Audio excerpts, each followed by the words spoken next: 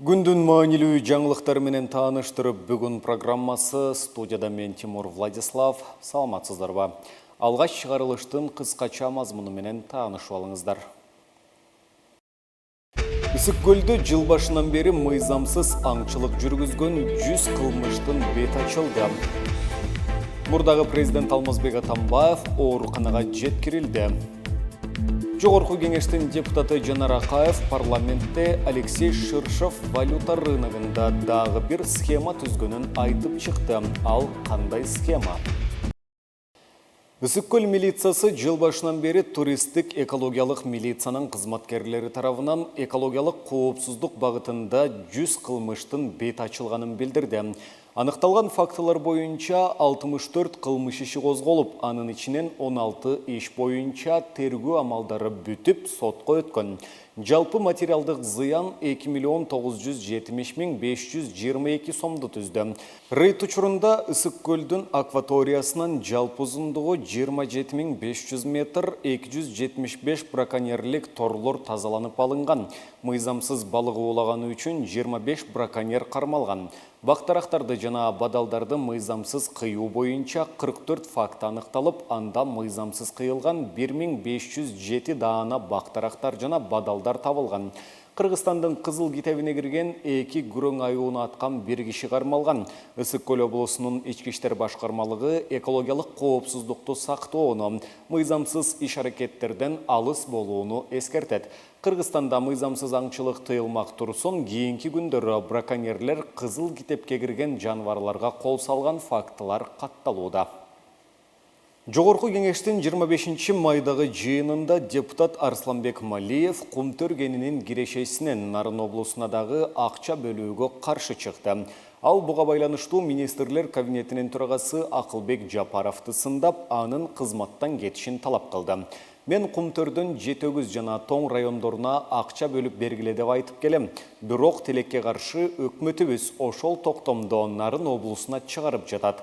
Нарын облусунун Кумтөргө эмне тиешеси бар? Ансыз деле Кумтөр республиканын баарына жардам берип жатпайбы? Ошондуктан бул маселени күн тартибине киргизип, туура эмес токтом чыгарганы үчүн өкмөт башчы Жапаров отставкага кетсин. Уяты болсо өзү кетсин, болбосо мен президентке кайрылам, деди Малиев. Парламенттин спикери депутатты аймактарды бөлбөөгө чакырды. Депутаттын дооматына Акылбек Жапаров жана өкмөт комментарий берелек. Бирок тилекке каршы өкмөтүбүз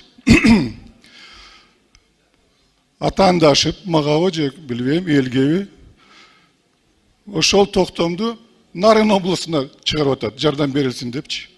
Нарын облусунун не тиешеси бар Кумтөргө? Ошон үчүн урматтуу төрага, мен сизден суранам, ушул маселени күн тартибине киргизип, өкмөттүн башчысы Жапаров отставкага кетсин. Ушул маселе боюнча. Бул туура эмес токтом алган үчүн ошол уяты болсо өзү кетсин, уяты болбосо президентке кайрылам, өкмөт болсо отставкага кетсин. Бул туура эмес. Эмне тиешеси бар Нарын облусунда? Кыргызстан күйүүчү майды Россиядан рубль менен сатып ала баштады. Бул туурасында монополияга каршы жөнгө салуу кызматынын жетекчиси Кеңешбай Тайлаков парламентте билдирди. Бүгүнкү күндө биздин нефтетрейдерлердин 70% рубль, 30% доллар түрүндө алып жатат. Мындай тартипте сатып алуу башталганына 20 күн болуп калды, деди Тайлаков.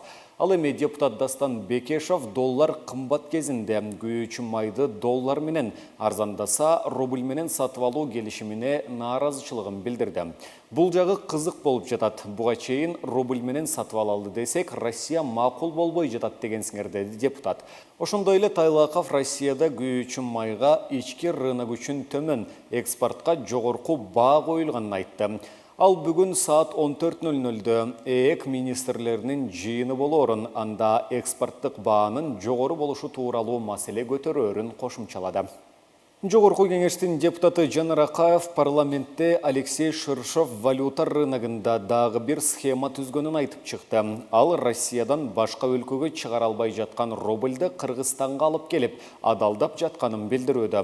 Мындан улам депутат Улуттук банктын өкүлдөрүнө кайрылды. Россиядан Кыргызстанга рубль түрүндө чоң суммада каражат алып келип, доллар, еврого алмаштырып, кайра башка өлкөлөргө чыгарып жаткан шылуундар бар. Ушундай жол менен акча адалдоо схемасы иштеп жатат деген коңгуроо түшүүдө. Финансылык чалгындоо кызматы ушул тапта Кыргыз Швейцария банкынан 100 миңдеген долларды камакка алды. Бул эң атактуу, көп кырдуу таланты бар Шыршовдун дагы бир схемасы. Ушуну менен күрөшүп жатасыңарбы? Мен сурам жөнөтсөм, банктык купуя сыр деп берген жоксуздар, деп кайрылды Акаев. Улуттук банктын төрагасынын орунбасары Нурбек Жеңиш ушундай маалымат бар экенин тастыктап, убактылуу жобо киргизишкенин айтты.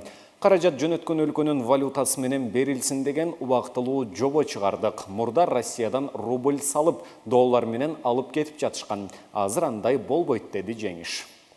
Мурдагы президент Алмазбек Атамбаев бүгүн 25 майда Бишкек шаарындагы улуттук кардиология борборуна жеткирилгенин адвокат Замир Жошов Азаттык радиосуна билдирди. Бишкектин 1 май райондук сотунда 25 апрелде Атамбаевга байланыштуу чечим чыккан болчу.